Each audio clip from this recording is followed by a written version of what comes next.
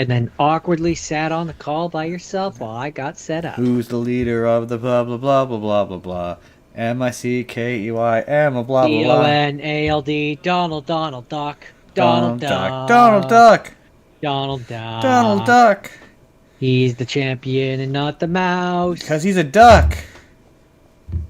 Duck. No, because Duck. he's blue. And we're doing an Amazon special. And that blah, fits blah, into blah, blue. blah, blah, blah. So Donald is the leader of the M-I-C-K-E-Y, club. am a blah, blah, blah. D-O-N-A-L-D, Blah Donald, blah Donald blah Duck. blah blah blah. Okay. Donald Duck. Donald Duck. Donald Duck. Mickey Mouse. Do that. No, forget that. the mouse. Who needs the mouse? Who It's all needs about them? the duck. Who needs This is the year of the mouse? duck. It's the year of the duck. You tested the sound, so I don't have to. I did. I just need to share that to Oh, that. hey, it's I need that to do time. that. It's the podcast time. Spur of the Do moment. that. Dot Do com, that. YouTube. Do that. .com, Spur of the moment Do that. podcast. We're gonna record Do that. a podcast where we're gonna talk about Do who's that. playing Do that. that. Turn that down. Switch back over to that. Click that. Okay. It's just. Yeah.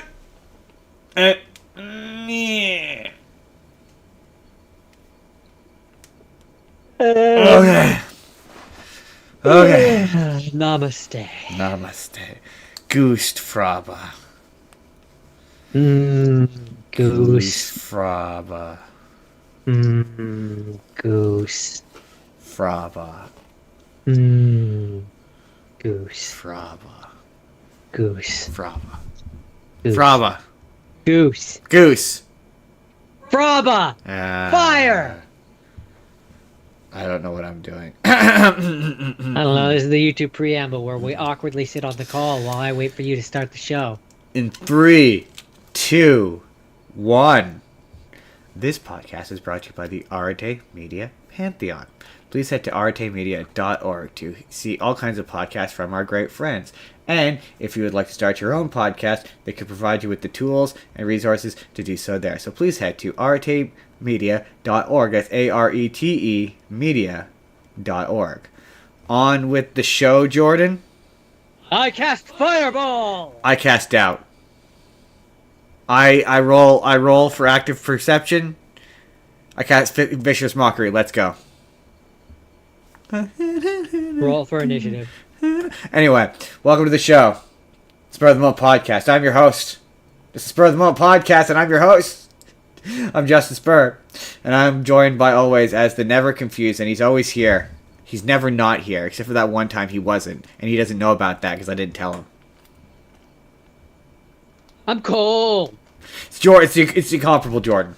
He's here. He's also here. How is he? How's he doing? He's cold. It's coming up December, and he's cold, and he's over winter. It is a cold day in Canada. And on today's show, we got Godzilla is an anime boy.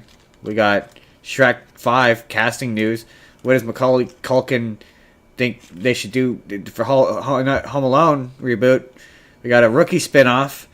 There's a TV show that's based on a video game. Scary movie news. Kendrick Lamar and Matt Stone. Invincible. 5 Nights at Freddy's. And like tons more. And then later, as brought to you by Amazon Prime, is our Amazon Prime video special. And that contains everything that is currently on Amazon Prime. As brought to you by Amazon Prime. And sponsored by Amazon Prime. Hey. Hey. Use our link to or talk to us, and we can. No, it's not time. It's not time to talk about that yet. We'll talk about that later in the show. But first, I want to do a little bit of he who ha who, giggledy giggledy. It's time for that comment response time, Jordan. Jordan, hit the lightning. Oh no, your microphone did not want us to hit the lightning. So Jordan, I found a handy little tab on YouTube that lets me see all of the comments and the videos they are on. So it is now in a handy list. It's very nice. I will not be reading the names, merely the comments. One person on our video about how the first 40 minutes of Full Metal Jacket are great and the rest of that movie is boring. One person said, "I am simply going to disagree. This is one of my favorite movies. Everyone has different tastes and opinions, and that is very respectful." Fair. That's a fair response. It's a fair response. That was a fair and balanced response, and we don't poo-poo on those. And the other comment on that would be, it would be boring to someone too stupid to understand it. To which I responded, I'm not very smart, but, and this is the abridged version of what I said, Pulitzer Prize winning critic Roger Ebert said that the film's Vietnam set second half was self-contained set pieces and none of them were satisfying. And Empire's Nathan said that it was bereft of purpose, and they both review movies professionally and therefore are smarter than me. So they agreed with me. Therefore, and I'm right. I say, who's stupider, the person that made the video or the person that took the time to comment on the video and push their video further into the algorithm by engaging with it? Huh? Nah, nah, nah, nah, nah, nah. Nah, nah, nah, nah. Nah, I know you are, but what am I? Someone commented on our Alf video saying, we remember the false ending. And we do. We do remember the false ending. And then, wait, sorry. What? someone commented on our Alf video. No, I know. What false ending? What? I don't know. I don't You know, understand. how the show ended on a big old cliffhanger? Yeah. And then so a couple people commented on our video about The Wild, or that time that Disney ripped off Madagascar, to say that they quite like that movie and it's a guilty pleasure of theirs. To which I say, I mean, I don't have guilty pleasures, not really. I not when it comes to movies. I don't feel guilty about the things I like, but. I mean, I don't remember what I had to say about that movie. I think I liked it. And then someone said that it looked like a bad computer game. And another person responded that at least it looked better than Madagascar, which I don't know. And then which one was this? This was The Wild. It's the one where it's the lion, the alligator. Oh, yeah, Madagascar ripoff. Yeah. And then on our short about the Hunger Games prequel, where we said all prequels are bad. I mean, certainly most prequels are bad. So one person commented, "This is why I hate," in big capital letters, all prequels. I know what happens to any new or existing character. The plot cannot advance that world, and I'm already aware. Sorry, the plot cannot advance the world that I'm already aware of. All they do is fluff details out, and they are right. Much. Every character who has to come back in a future thing that takes place in the future is rendered effectively invincible. Sometimes movies do an okay job of balancing that and not putting that character in any danger or putting them in a situation where you might question their danger, but a bad prequel will try to pretend that person's in danger. And it's really annoying because they're not. I mean, yeah, to me, rather than prequels, the best that you can ever hope to achieve is a story that happens to be taking place at the same time. Yeah, that's the best.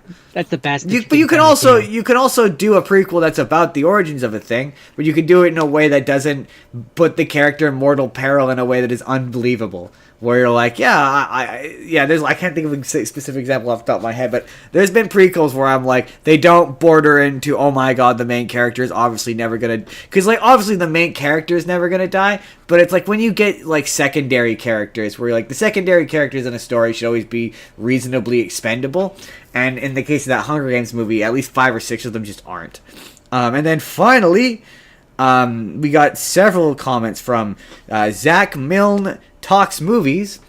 All of them were very fun. One of them was saying that the Titanic was some of the most remarkable filmmaking ever. He said that on Alf, he just said, "Hey Willie," and then he said that when it came to Junior, that it was a one-note joke that got tired really fast. I traveled to his YouTube channel just for fun. And what are you doing? What? What are you doing? I'm cold. I'm trying to stay warm. Are you listening to what I'm saying? I am. Okay. So I went over to his YouTube channel, and he has a video on there about Arnold Schwarzenegger movies. He ranked every single one, and I was so fascinated. I had to run over there and be like, what did he say about Junior? Would you like to guess what he said about Junior? I'm gonna guess that it was similar to his comment, that it was a one-note joke that got very tired very fast. Hard not recommend. He did not recommend it. But this right now, what you're watching currently, if it becomes a video, which I'm hoping it will, this is an extended invitation. Your movie news podcast guy. We're movie news podcast guys. How would you maybe like the invitation? Come over to our neighborhood and chat about movie news and movies for an hour and a half on a podcast. It's maybe not this one. I mean, you can come do this one, but we have another podcast which involves talking to people just for fun, and we would love to do that. Spur the conversation moment. I mean, it doesn't the name is irrelevant. That's not the point. The point is come onto our YouTube channel and chat with us for an hour and a half. We could decide what it'll be later. It'll be fun. You're a movie news podcast guy. We have the same niche. You have the same niche. Huh? Balls in your court. Balls in your court. I'm gonna tag you in this and let us know what you think. Huh? Anyway, moving on. That is big time comment response time. We responded to some comments. That's fun. It's fun. Jordan, it's time to get into the news. The news, ladies and gentlemen. The news. The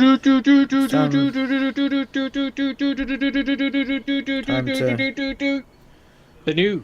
Why is there? Justin, I'm buying you time here. Come on. What? Because I'm. Justin, we're floundering in the air, Justin. It's Justin, just. he's not going to want to come over and be on our thing. You're taking too long. Jordan, it's just it says this is a story, but it's not showing me a story. What the hell? I'm very confused.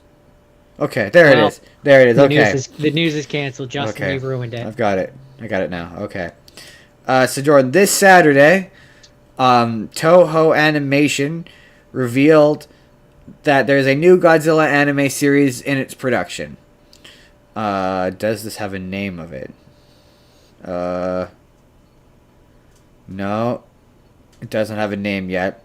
But it says they revealed it with an image of a boy who has like a armor on, and he's got what looks like a Godzilla hand, and it just says, "Is that boy human or Godzilla?" And are they gonna do a thing where he turns into Godzilla? I think so. I saw a post of it on Facebook and it looked fake, and then it popped up. This is Anime News Network, so they're like, I don't know if they're the lead like news source when it comes to anime news, but like I trust them. And then like what are they gonna have it where each of the monsters is also a small human teenage boy?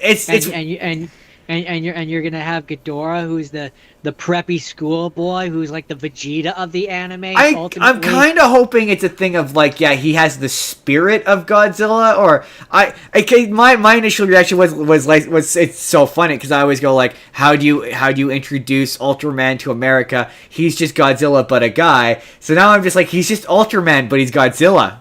Because that's what this sounds like. That's what this sounds like. It's just on concept. It just sounds like he's Ultraman but Godzilla. And like, I'm not gonna lie to you, that sounds kind of fucking rad. I'm so into that. That sounds awesome. If that comes out before our next Japan thing, I think I might do it. I might watch some of it because there's a bunch of tokusatsu anime that I'm gonna check out for that episode. Stay tuned. And that's definitely one that I'm absolutely gonna. And I actually really like your idea that all of the bad guys are just other kids who turn into the monsters. That actually sounds kind of great. I don't know. I mean, I said that facetiously. I was kind of making fun of the idea, but I don't know. I'd need to see it in practice. But like, I just, for whatever reason, it's funny you say Ultraman, which I see the comparison, but in my mind, I'm picturing it like a not Super Sentai, a Kamen Rider thing, where it's like, they're all at the school together, and each of them is a different classmate, and they're all the different monsters. Yeah, I mean that guys, and some of them are bad guys. I wish I could show you the when that inevitably becomes a video, you'll get to see the image. Because I'll put the image in the video, but I can't tell. It's a boy's head. I'm gonna have to see if there's a better version of it than what's in this article, because it's just kind of a boy's head with what looks like Godzilla's spines. So it looks like Godzilla. So I think maybe you might be right. I think it might not be. He turns into Godzilla. I think it's like Godzilla forms around him as like an armor, maybe, which that would also be cool, because then you could have a villain who gets Ghidorah, because obviously you're doing Godzilla as a boy, you got a boy who has Godzilla powers. You're right, I mean, you said it, I didn't even think about that, but you're absolutely right. The bad guy is gonna be someone who gets Ghidorah's powers because it's Godzilla. It just makes sense. It's the most logical thing, right? I'm like, on concept it does sound silly, but it's Godzilla. Godzilla is silly. And then like one of them, maybe this would be the Vegeta who starts off as the bad guy but ultimately ends up joining with the Godzilla side, will be the one who builds the suit, the mech suit that makes him look like the Godzilla, and he's the version of he's Iron Man Mechagodzilla. That'd be pretty sick. I mean, I'm just thinking of like he's got an idiot like Cyrus Joey best friend character who's Anguirus. Because that's what in their dynamic, that's what Anguirus is. He's Joey. Like that's who Anguirus is. Jake, tell me I'm wrong. Jake, tell me I'm wrong. Tell me I'm wrong, Jake. And he has a Taya who's Mothra. Who's Mothra? Yeah. Obviously Mothra has to be a girl and a love interest. Like obviously, this shit. Like this isn't gonna be as good as what we're writing. You just know it's not. I mean, it's not. It's not. But like, if you're like, but you're right. Again, you're right. If Godzilla, if this is an anime, and Mothra has to be like she's like, I was gonna say like Alexis, but yeah, Mothra has to be a girl and a rival, and she has to have two twin girl sidekicks, and it has to be a friend group. I see her as a Taya in terms of like the personality. See, because it's just Mothra as the protector, right? Yeah, but like the girl love interest. It's definitely a girl love interest. Yeah, definitely. And then I mean, to me that makes it fun, because then you have to think about what each of the personalities of what the monsters would be as humans is. Because you're right. A Mechagodzilla would be the closest thing to a Kaiba or a Vegeta. But That's also, what I'm like, what is Rodan? I guess Rodan is Tristan in this analogy. Rodan is Tristan. No, Rodan is Duke Devlin. I mean, but he's in the, and I guess he doesn't team up with. And because I don't know when that's coming, but that's coming soon. Rodan, he's Duke Devlin because he doesn't immediately show up as an ally to Godzilla. He shows up as a bad guy, like, or an antagonist for like 1 or 2 episodes before he ultimately joins the good guys team. I guess, I guess. Yeah, I mean, I still would have said more, but yeah, I could see the comparison. But then, see, what's funny, when you're like Mecha Suit, I'm like, one of them is obviously going to be Jet Jaguar. And I'm like, he's not like an actual villain. He's not like a whatchamacallit, a Kaiba or the. I'm just saying, Anguirus is Joey. Anguirus is Joey. I mean, who's going to be the Pegasus? Is the real question. He's going to be Pegasus? I don't know. Biolante could be Pegasus. Because I don't even know. But no, that to me, yeah. When you say human and Godzilla, that's just the immediate thing that comes. Yeah, I mean, my brain went to they all become the monsters. They all turn into the monsters. But the image is like he's wearing a Godzilla armor. So yeah, we will watch that with keen interest. So Jordan, they made a. I'm honestly kind of excited about this next story because, they announced, everyone was worried about this. Let's start here. Everyone was worried about, well, where are the other Shrek siblings? Where are the other twins? How come they're not in this trailer? Yeah. So they finally announced they are indeed in the movie. Fergus and Farkle are indeed in the movie, and they've announced who is playing them. One of them does not matter to you because you don't know their name. People always yell at me about that in our comment section, by the way. They're always like, you should learn the names. No, never gonna do that. But the other one is Jimmy Olsen from Skylar Gisondo. I know I'm pronouncing that wrong, but Jimmy Olsen and the kid from Santa Clarita Diet. New Jimmy Olsen in the new Superman movie. He is. Oh yeah. He is Farkle, I think. Okay. And I'm like, cool. I'm down with that. Him and Zendaya, I kind of, with that voice, you already kind of picture what that character is gonna be, like what they're probably gonna go for with that character. He's gonna be kind of a nervous guy. Yeah. I don't know enough about the other guy. I'll say his name, which is he's from Saturday Night Live, Marcelo Hernandez. I know I've mispronounced that. No idea who he is, but I'm excited for that. That definitely does. I was already one of the one of the weird. Oh, that was the comment I forgot to mention. I was one of the weird 3 people who is excited for this movie and did not care that the art style looked different. That because we got a comment about that on our turtle video, where I said that only 10 people were excited for The Last Ronin. That is what we call hyperbole, boys and girls. Exaggeration. I was exaggerating. For comedic effect. For comedic effect. Obviously, there's at least 15 people who are excited for Shrek 5. I mean, there's definitely at least 17 people. At least 20. Easy. I mean, there might be 25. There might be 25. But no, I'm excited to see those characters coming in. I was a little nervous that they weren't going to be in it. I like the casting. I'm excited. I think it's going to be fun. That movie's going to be fun. I watched that movie with interest, but also I hope they fix the animation. Yeah, I could care less, but that's just me. I want them to make it. I want them to make it a little bit, either a little bit closer to the original, or a little bit more like the Puss in Boots movie. I would like it to look a lot more like the Puss in Boots movie. Because I really like that. There's rumors about that they're making a second one to that. There's nothing official yet, which is why we haven't talked about it. But I heard that that Shrek 5 is not going to be connected to that, which is really disappointing to hear. But again, patience, we'll see. Macaulay Culkin. I'd be okay. Just a final thought. I'd be okay if Shrek 5 wasn't, but if they made the Puss in Boots 2 and it was. Well, they pushed Shrek 5 back, and that they started to say that they're looking. So my theory is that they pushed it back so that they could. At least I'm holding out hope that they will.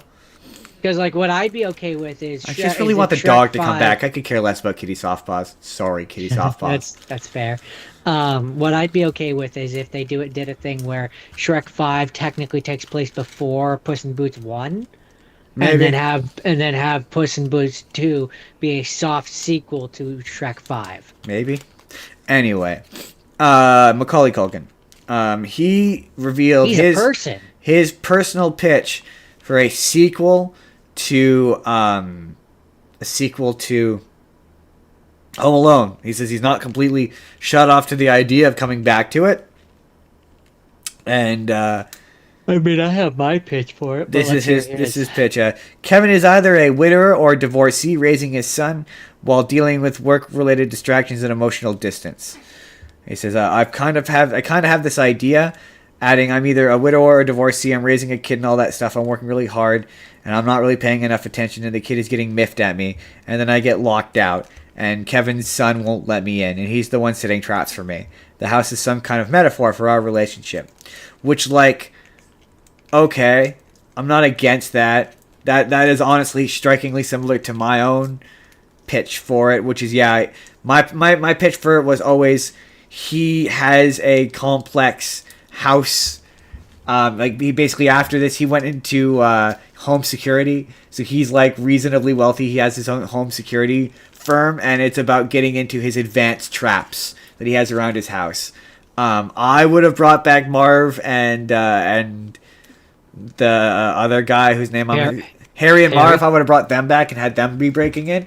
But I do like the idea that it's Kevin trying to get in. I do like that idea better. So my pitch or my headcanon for the ultimate revival is don't end of discussion. I mean, actually, this is one of the times when I wasn't gonna say that, but I would have it be where you bring back. Ultimately, you have to bring back Macaulay Culkin for it to work. Oh, I mean, always. But in my version, he's an adult and he runs a home, much like yours. He runs a home security thing. I just like the idea of him running a home security. Yeah, where he has spent years building up this company or whatever to the point where he's a rich mogul. And every year he holds a contest where he basically is if you can get past my traps to get to something at the center, whether it be him or whatever, then either they get a new job at his firm or they get a cash reward or something like that. Money. and then I would have it be like sort of kind of like a rat race style thing That'd be where kind of they're fun. they're trying to get through all of it. But one of the important things is if possible, I would have, because I think it would be funny, I would have two of the contestants be Harry and Marv. That'd be funny. That would be And funny. have them show up and be like, we've been When you have the kid enter, and then he can, at the end of it, he could be like, Dad, I only did a Home Alone so I could be closer to you. I mean, I guess if I have to have a kid, You have to have but a I kid. wouldn't have him have a kid. You have to have a kid. It's you're selling this to a new generation. He has to have a kid. Okay, then yeah, then there's a masked bandit or something that joins, and at the end you find out that it's Or his kid. or you just have the main character be the kid. I mean, you flip it on its head. No, And that's not. Hold on. That's not. Let me pitch this. Let me pitch this. You have it where it's like a Willy Wonka situation where the kid wants to go. He admires Macaulay Culkin, and he goes and he joins the competition because he wants Macaulay Culkin to notice him. And then you can have the other half of the movie be about Macaulay Culkin. He doesn't have a kid, and he's like a big time. He's too busy for anything. He's whatever. And then like they meet in the middle, and then big twist. It turns out he is Macaulay Culkin's kid. Okay, here's my counter pitch to that.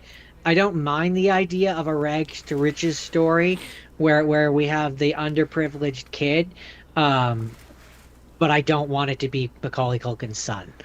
Or they're not related, and Macaulay Culkin adopts him at the end. I want it to. Well, I want it to be like the kid is a TJ Detweiler.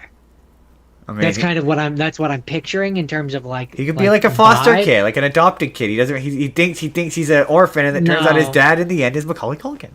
No, because in those movies, Macaulay Culkin's character was kind of a selfish kid, and I just don't see him having kids. I don't in my version. I mean, you make him a. He's not a wink. father.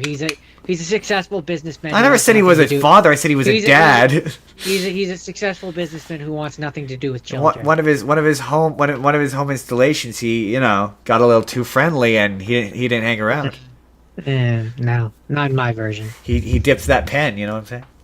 In my version, he has know what I'm not saying? had kids, You know what I'm saying? and he won't be having kids. You know what I'm saying? I do. I just don't know. No.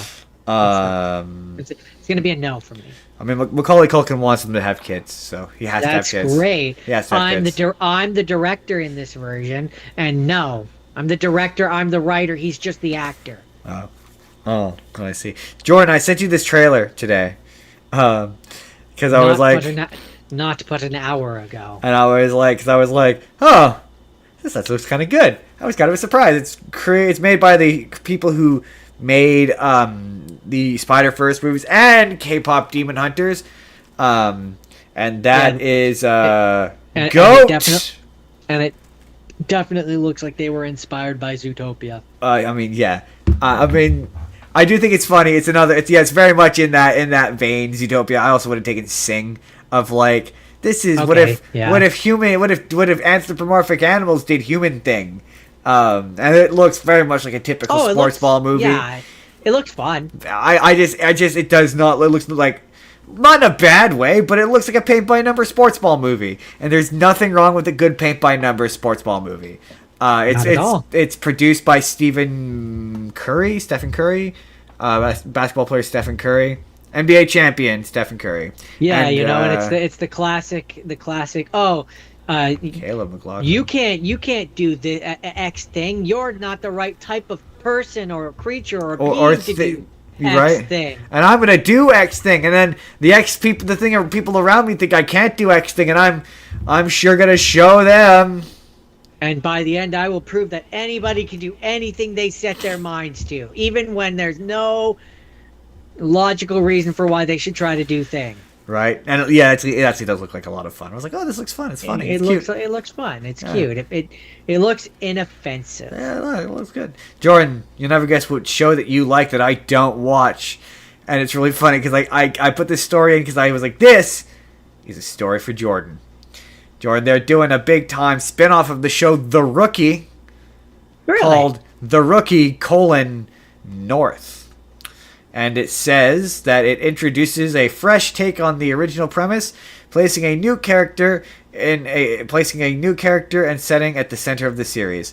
You don't know who this guy's about. Does it say what it's going to be about? Alex Holland, a man who joins the Pierce County Police Department as its oldest rookie following a violent home invasion.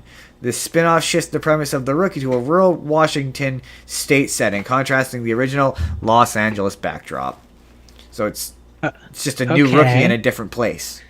Yeah, so I was going to say that doesn't really sound like a spin-off so much as it sounds like, like when they took The Office and brought it from Britain to America, so it's like a completely different show. But unless like the characters like drift in and out somehow, then yeah, you're right. Also, like, I don't know, having not watched that show and just based purely on the isolated clips I've seen on TikTok, it really seems like that show doesn't work without Nathan Fillion. Well, he's kind of a major important part of it, yes, but he's not. The thing is that I'm just saying, like, without Nathan Fillion as its center, what does that show work without him? Like, without that, because he seems to bring a particular sense of humor to all of his characters. That I'm like, without him, I have no interest in that show. That's where I say it's why I compare it to The Office, because it's like, yes, it can, but much like how the original one had Ricky Gervais, the new one had to have Steve Carell for it to work.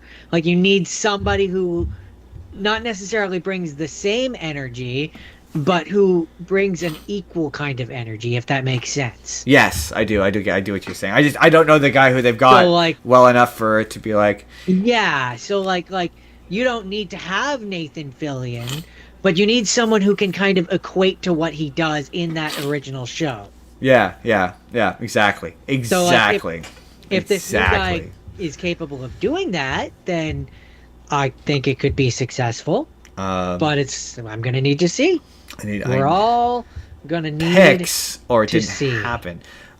Jordan. So they announced. Speaking of shows, they announced that they're gonna make fill me in show based on the popular video game franchise for FX. Jordan, do you want to take a crack at FX? What do you think the game is that's going to be based on? The show. I don't know what FX is, but I'm going to say Cyberpunk. Cyberpunk 2099. Think. Okay. In terms of shows that are on the network, think Archer. Think It's Always Sunny in Philadelphia. Okay. Cyberpunk is close. I will say it's close. You're going to be like, oh, I was close when I tell you what it is. I'll give you one more guess. Something close to Cyberpunk. I mean, not really, but you have the right energy. You might disagree with me when I tell you what it is, but you have I think you have the right energy. It's that kind of out there. Fortnite. Oh, you're close. No, Far Cry. Oh, okay. So you see why I said close? Close but not close. Close but not close. It's spirit. In energy. It's in energy. It's spirit. In comedy style. Fortnite was probably closer than Cyberpunk, but Cyberpunk was closer than you would think. At least I think it is. And the idea is that every season is gonna be, it's gonna be like an anthology series. So every season is gonna have a new story. And I'm kind of like, okay, if I were more of a fan of Far Cry, I would like, but those stories are like nothing. Like, I don't know how else to describe it other than like, yeah, that makes sense. But there's nothing like with the Far Cry name that brings a particular. It's always just a person in a jungle who I've only ever played the fourth one, so like maybe they evolve beyond more than this. But maybe I'm mixing up my franchises. Far Cry is that the one where one of them was like you control animals and stuff, and like saber-toothed tigers and stuff like that? I don't. Primal. I think that's Primal. I don't think so. Far Cry. We own Far Cry 4. That's the one where it's basically. Far Cry 5 is the one that has what's his name from Giancarlo Esposito. Yes, that one. And then no, that's Far Cry 6. Far Cry 5 is where it's in rural America, I believe. Is it? I wouldn't know. I just know that one of them, you're right, has Giancarlo Esposito.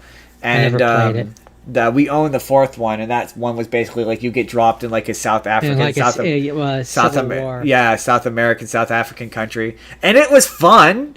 But it was just like there was just nothing to that story. There's nothing intrinsically about Far Cry that makes you go, "Oh yeah, that's a Far Cry thing." So I'm like, "All right." Oh yeah. Far Cry 5 Far Cry 5 is the one where it's in the backwoods, like American. That was what made that one different, because it was the first one that brought it to like an American city. That's interesting. I'd like to play that one then. But anyway, but my point is, there's nothing about that franchise that I'm like, if I put on a TV show and I went, oh, that's definitely the Far Cry show. You know what I mean? So when I hear them making a show on that, I'm like, oh, well, that's not very. I don't want to say it's uninteresting to me, but it's also not very interesting to me. Like unlike like The Last of Us, where it has like a very specific story, or if you were to make like a Pac-Man show, I'd be like, well, how do you take the with Far Cry? It's like, well, yeah, I could see how you could make this a show, and it wouldn't make it any more or less a thing than the games, I guess. I guess for me, it's the reason why Far Cry is an interesting choice is because, unlike, so it kind of, as I understand it anyway, it kind of follows the Final Fantasy effect, where unlike a game like Kingdom Hearts, for example, where each of the Kingdom Hearts games, even if it has different characters that you play as, continues an overarching narrative, the Far Cry games are all insular. So like Far Cry 5 has nothing to do with Far Cry 6. Yeah, well, and that's what they're going for with the show. And Far Cry, I know. So I'm saying that makes that an interesting choice to me, because to me, when I think of like you're gonna make a game into a show, I think of like if you were to make Horizon Zero Dawn, where you would follow one character. Right. I guess I just don't watch a lot of anthology shows. Yeah, no, I I don't. guess it's supposed to. I guess it's supposed to evoke more of like a Black Mirror kind of feeling, where each one is its own thing. Well, in this case, it'd be more like what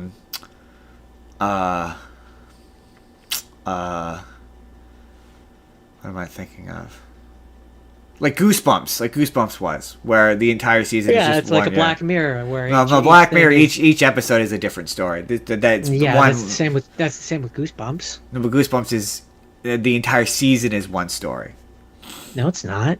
Yeah, no, the new Goosebumps, not the old Goosebumps. Oh no, I'm thinking of the old Goosebumps. The old Goosebumps, but this is gonna be like an entire season will be one story. Which is not so bad. I kind of don't love the individual episode thing. With Black Mirror, it works because they're an hour long, but like when they're 30 minutes, like that's where story just starts to get meaty before it. Anyway, it would depend on the length, but I don't know. I'm not a big enough fan of Far Cry to care. No, I know that's kind of my thing too. If I'm being quite blunt. So this isn't a story, but this is just an example of comingsoon.net, man. You guys got to get on your like editorial standards, because what is this headline? So I'm gonna ask Jordan, what do you think this headline is?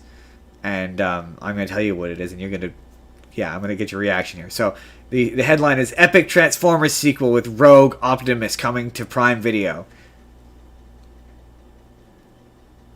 I mean, that sounds like it's going to be like a new animated show or something. A new animated movie, right? Where it's evil Optimus Prime? I don't know about movie, but show or something, yeah. So then I'm like, oh, okay, new Transformers thing coming to Amazon Prime. That's great. And you go down, you read it says, director Michael Bay's 2017 action film Transformers: The Last Night will be arriving on popular streaming service Amazon Prime Video. What are you doing? What are you doing? What are you doing? That's deliberately misleading. What are you doing? Come on, have some editorial standards. What is that? That is, exactly what he said. It's deliberately misleading. What are you doing? Come on, man. You just want people to click on your article because it makes you money. Right? That's all that is. I mean, to be fair, this week was slim pickings for stories. Like, there was nothing. There was 1,000 articles, 1,000 similar articles in Stranger Things I chose not to do. Anyway, so this is a question for Jordan. According to Matthew Lillard, Five Nights at Freddy's 3 will be Luke Skywalker versus Darth Vader. Now, before you say anything, who is Darth Vader and who is Luke Skywalker? I'm assuming Matthew Lillard, as as William Afton would be Darth Vader in this analogy. Who is Luke Skywalker? I mean, the obvious answer to me is the Jesse Eisenberg character. So is that a spoiler then? Does that mean that? Not Jesse Eisenberg. Sorry. The Mike character. Mike character. Yeah. Oh my God. What's his name? Anyway. Josh Hutcherson. The Josh Hutcherson character. So is that a spoiler then? Is Josh Hutcherson William Afton's son?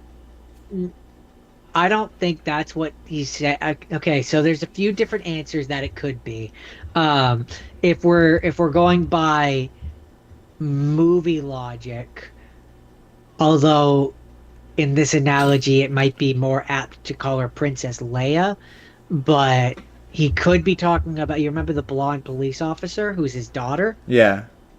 He could be talking about her. And she does something. Like she turns against her father or something. This is that's one answer. Lore answers, I suppose he could be talking about Henry, who in the game's logic, in FNAF 6 he burns all the animatronics, and like he is the partner of Henry, or of William, and so he owns, or he helps creates half of it, and so it could be him. According to this article, Jordan, because this article does have an answer. According to article, it's speaking with Coming Soon in a exclusive interview. Matthew Lillard said that if Five Nights at Freddy's 2 is a big hit at the box office, which we're gonna go watch it, the third movie will be a William Afton versus Mike showdown. And he says, don't hold your breath for seeing a lot of William Afton in Five Nights at Freddy's 2. Like Star Wars or Harry Potter, Voldemort or Darth Vader, they don't show up until later in the series. So he says, like, if there's a third one, it'll be a big showdown between those characters. And I'm just like, is that what people want?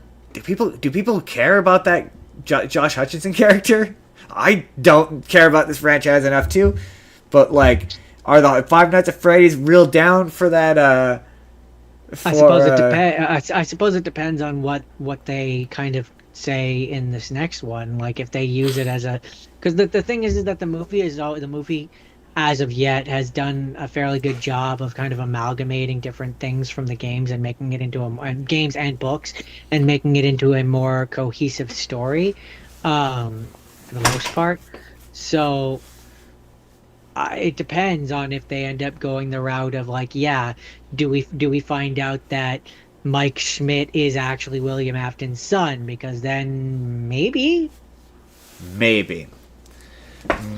So Jordan, I thought this was funny. This is another one of those, not really a stories, but this is Quentin Tarantino slams Hunger Games for allegedly ripping off Japanese classic. And you mean the Death Battle one? Yeah, right? he's criticized Hunger Games for its similarities to the Japanese classic Battle Royale. And number one, Jordan, first thought right out the gate, is way to be 10 years late to that criticism, Quentin Tarantino. I mean, I was gonna say, isn't that like a widely known? Yeah, it's not really a particularly original thought, Quentin Tarantino, but it's Quentin Tarantino. What do you expect? But also number two, not really. Like they do share, like that's such a basic stupid take to say, because like they're similar in concept, but in execution they're not really all that similar.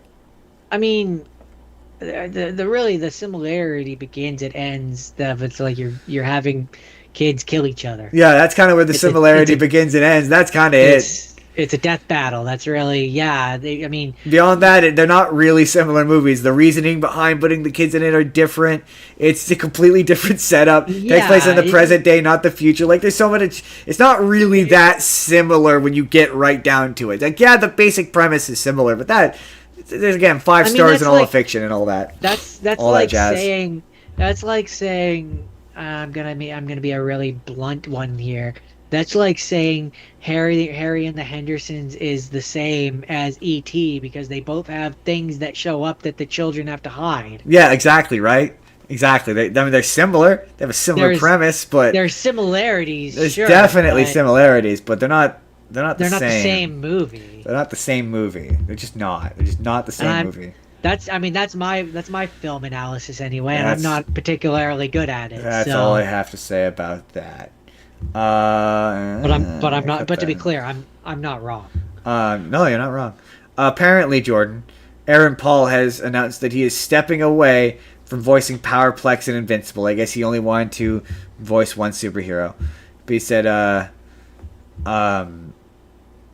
he has said that he did a couple episodes and then they asked him to come back for the next season, and he said he didn't want to. It was way too grueling on his psyche, which is kind of an odd thing to say, but all right.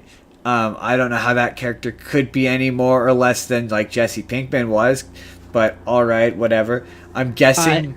My theory is they showed him what that character must do some bad shit, and they must have shown him what he does. That's my only thing.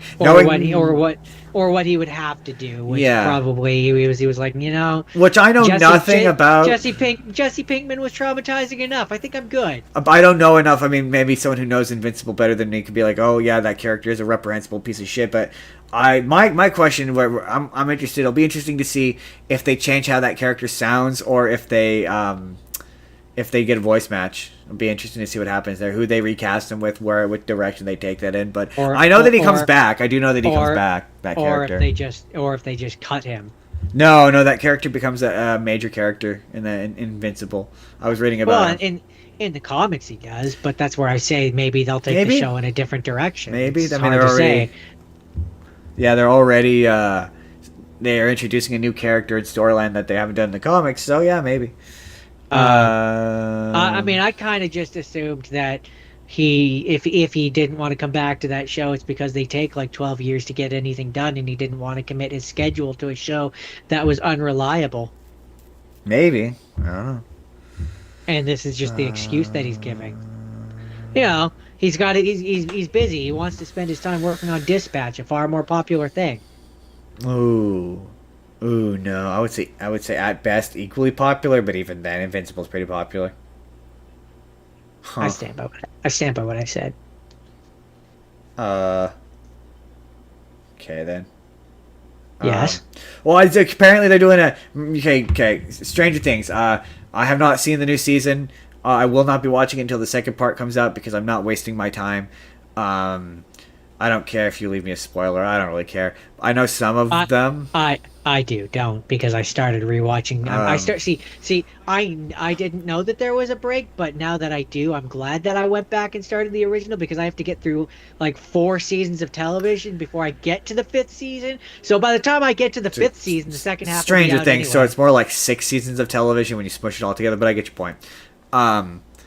Anyway.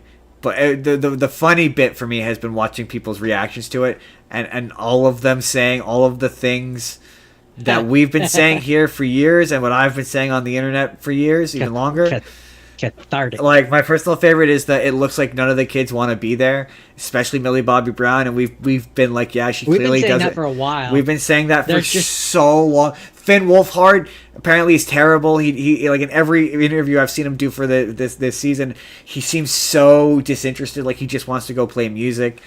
And it's always felt like a game to see how much they can get away with doing this show without the kids. That's what that animated show is. And sure enough, there's a spinoff coming. I'd heard that it was a Nancy spinoff, but this article doesn't indicate one way or the other what it is. The only thing that it sort of indicated is Finn Wolfhard guessed what it was. That's what it says, but doesn't say really officially what it is, just that it's coming. And I think it's going to be whatever characters either don't die or like survive but don't want to come back will be on that show. So it'll be like whatever actors are willing to stay on will go on and do that show. That's my guess. You know what I'm surprised that they never did, or haven't done yet, is I'm surprised they never made like a, how the for example The Walking Dead has one, a Telltale style game, which is like which takes place in that universe. And like what, maybe it's a spin-off, or maybe it takes like the show and makes it into, I don't know, but I'm surprised they've never done that. Right? I am too. Some like certainly for Netflix, like one of their Netflix games. I can't believe they haven't. Like you get some voice match. I mean, again, I suspect that's probably what that. The thing about Stranger Things is everything they do takes 1,000 years. So like that this new animated show, which is coming out, but it's supposed to take place between the second and third season, feels like it should have come out when the third season came out. So you're like, that's my long way of being like, 10 years from now, we'll get a game. Exactly, where you'll be like, where you're right. There should absolutely be a Telltale style game with the Stranger Things. It's perfect. It's perfect for that. It's exactly what you would expect them to do. Yeah, where the characters can like die. Then you can have like a Steve or whatever die, because that character's never gonna die. That spin-off will be whatever. Because it's funny because they've tried to backdoor pilot a bunch like. The most there was a bunch of them, but the most egregious one was I think it's in season 2. What season are you on? Yeah, wasn't it where it was like 11 goes off and joins her girl boss gang? Yeah, well, I know. I think I don't know if they're all girls, but she goes off and she joins a gang of other psychic people in the city, and the aspect ratio is all fucky and it looks all weird. And that was very much I never noticed that, but it just that's the she ran in. Part that she just leaves Hawkins for an episode to go hang out in the city with a group of other psychic people who all have numbers. Isn't the leader or whatever is like her half sister or something like that? I honestly don't remember. I just remember that there's some. I think you're right. I think it was a girl of color. I honestly don't remember. But that was a backdoor pilot. That was a backdoor pilot with a spinoff for that character, and everyone hated that character so much that they bullied them out of the idea. Every time they've attempted to spin off, it's sort of similar to Supernatural, where every time they attempt to spin off, everybody hates it and they don't do anything with it. Well, with the exception in Supernatural's case of Wayward Sisters, that was an idea that the fandom wanted, and the network didn't. Jordan. Justin. Disappointing news, Jordan. Paramount, for some reason, delayed that new, as this article calls, long gestating project, which is that's a gross way of saying it, but okay. A movie by South Park creators Matt Stone and Trey Parker and the musical artist Kendrick Lamar. It's a live-action musical comedy. And we don't know anything about it. I don't even think we know what it's about or what the plot of it is. But like, I certainly don't. But it's supposedly a musical comedy, and like, I'm fully down for that. The South Park boys have never made a musical I didn't like.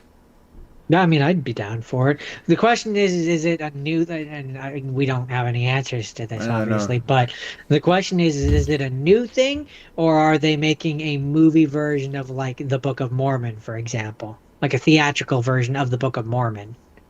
Maybe. I don't think that's what this is, but I think it's going to be something. Obviously, I'm guessing you don't know who Kendrick Lamar is.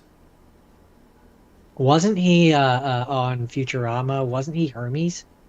No, that's Phil Lamar. Oh. Kendrick Lamar is then no. You know, okay. But they're both Lamars. They are. But The Lonely Island. The one that has the dude from Brooklyn Nine-Nine. Yeah. You know the song YOLO that they sing? YOLO, say no low. Oh yeah. You know the rap part of that? Isolate your finances. But with respect to pretendable future right now, don't dilute your finances. I not specifically off the top of my head, but I believe you. That's Kendrick Lamar. Okay. All right. So like I would be okay with them doing it. I mean, if it's a musical, I'm always pro more musicals in movies. So yeah, I like it. We haven't heard anything about it. They announced it a while ago, and I was like, really? That's random. Because they very much were after Team America, like, anti-movie. They haven't made a movie since. So I'm pretty stoked for this. This is one of those ones where I still like them, man. No matter how much I shit on them and I criticize them because I love them, and no matter how much they fuck up in my eyes, I will always forgive them. And that's one where I would like to watch that in theaters. I would like to support that movie financially. with my points. I don't know how that works. How does that work? This is a quick aside. I was thinking about this the other day. This has nothing to do with what we podcast about, but I'm just curious generally. Like, when you pay for something with points, like out of a rewards program, how does the company make money off of that, do you think? Do they get reimbursed in some way? Do they self-reimburse? How does that work? Okay, hold on. One question at a time. So, in terms of like Cineplex, the short answer would be they don't. They eat basically they're making their money back by you spending the money on popcorn and things that are really expensive to get the points. And whatever you pay in the monthly fee just reimburses the ticket price over the course of the year? Okay. Kind of like, so I pay like $10 a month and I get one free ticket. Yeah, so that's $120 a year. So when you think about the fact that a ticket is like normal price like $14, that means they're basically only losing like $4 or something like that. But then to get the scene points, which is your real question, you have to spend a lot of money on popcorn. So, like, yes, even if you're using those scene points to get a free ticket here and then, the amount of money that you're spending on the popcorn to get the scene points makes up the difference. Oh, okay, that does make sense. When you explain it like that, that makes sense. That has nothing to do with what we do, but I was thinking about that on my way to work the other day. Like, how does that work? It would be the same at like a Save-Ons, for example, where the amount of money that you're spending on groceries to earn up the points that it would require for you to be able to... Basically an illusion of a discount when you're not really making a discount. Basically. That makes sense. It's basically like... that makes sense. It's basically like for every purchase that you if you look at it like every time you deposit a check, you're taking out, and it's an $1,000 check, you're taking out like $2. So like, yeah, you're slowly working your way towards a vacation, but it's such an insurmountable scratch of a coin that it doesn't really mean anything. Plus, with places like Save-On, they also strategically try to do things to dissuade you from saving up your points and them having to actually pay out and give you the vacation. So most times, they're not even having to do it because they're convincing poor schlucks like you to spend 1,000 of your points to get a free jar of mayonnaise. That's fair. Jordan, finally, it's time. It was a wild. It was a wild tangent. That's what we do here. The news has almost run an hour. This has gone on too long. I had to cut 2 stories. Jordan, final story. I blame you. I blame the system. Jordan, finally, it's time to play a special edition of Marvel and DC superhero interview answer roulette. Extraordinaire. Roulette.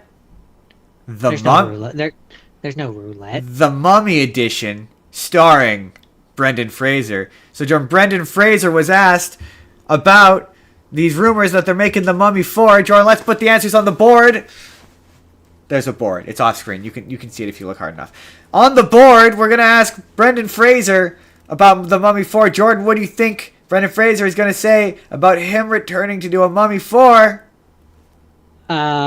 Okay, hold on. Man, I always loved making those movies. Back in the day, we did things that were unprecedented with the technology at the time, hold on, my microphone fell down. And it would be really exciting to come back to the franchise one more time.